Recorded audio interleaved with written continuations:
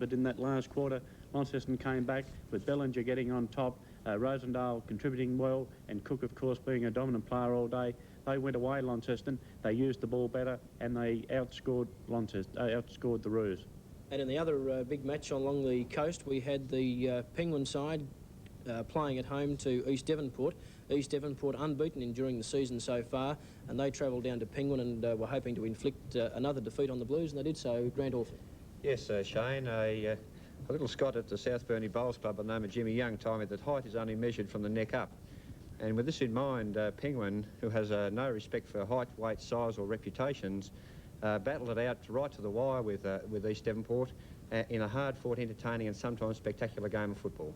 So they ran out pretty good winners, East Devonport, in the finish, and they've got some top players. They've recruited well over the summer, and they look like going on and being one of the early favourites for the NTFL flag. Well, Steve, Launceston, they struggled early in the year. Now they've got one win under their belt. Can they go on with the job? Well, I think they can certainly improve on yesterday's effort. They let Deloraine dominate the game for the first 3 quarters, but really I was very surprised with Deloraine's effort yesterday. It was a pleasing effort for 3 quarters, but that last quarter they just went missing.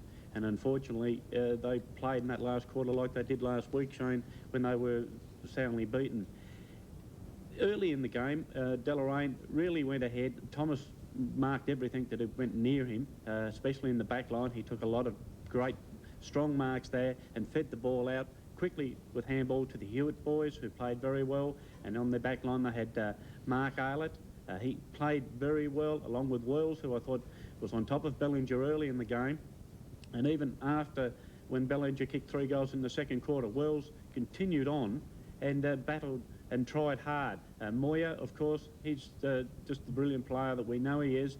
He dominated for Deloraine, but finally, these players, they ran out of legs. I thought that Deloraine were underdone in fitness, and Launceston with Rosendale, who the 7-minute mark of the second quarter was shifted off Clayton, and he went onto the forward line for the Blues and immediately had a hand in a couple of goals, kicked one himself and became a very good player. This player on screen then, Butler, he went to full back for the last half of the game and was a very good player for the Blues, although I must admit that the chap he was on is skipper. I think he wears a size 48 Guernsey, and unfortunately he fills it out to its fullest extent. I'd like to see him lose a stone and get in the play more, and he would be a better player for the Roos. Clayton, a very good game yesterday, 4 quarters of football from this chap. I was very pleased with his effort, and he was totally disappointed after the game, as was coach Craig Coombs, who refused, or perhaps couldn't say anything to the players because he was probably dumbfounded with their lacklustre effort in that last quarter. But all in all, I thought that Launceston thoroughly deserved their game, the win. They, even early in the game when they were goals behind, they seemed to click and get the goals when they pushed forward, because Bellinger could take the strong mark, and with Rosendale going up there, Parker at full forward, fast leading out, and with Squires, Pennington and the bloke Carley who came on in the second quarter, I would say that Carley was the best player on the field in the last half. Excellent game from Graham. He got the ball. When he got it, he drove it long into attack, and this allowed the forwards for Launceston to make the moves, get a couple of yards break on their on their opponents, and that was enough for them to get the ball and force it through for goals. And really, it put Deloraine under such pressure that they weren't able to recover. Aylett kept battling. Wells, he tried hard, as I said, but really it was Deloraine who collapsed in that last quarter. They didn't score from about the 20-minute mark in the third quarter, whereas in the last quarter, Launceston kicked, I think, 3 goals, 10, and should have had probably 7 or 8 goals out of that chain. But I was very pleased with the way Launceston fought it out, and unfortunately I can't really say the same for Deloraine, because they just went missing in that last quarter, in the vital last quarter. Cook's made a brilliant return to Launceston. He was in the best players again yesterday. Yes, Cookie, a 4-quarter player, this fellow, their vice-captain of Launceston, and he just kept going all day.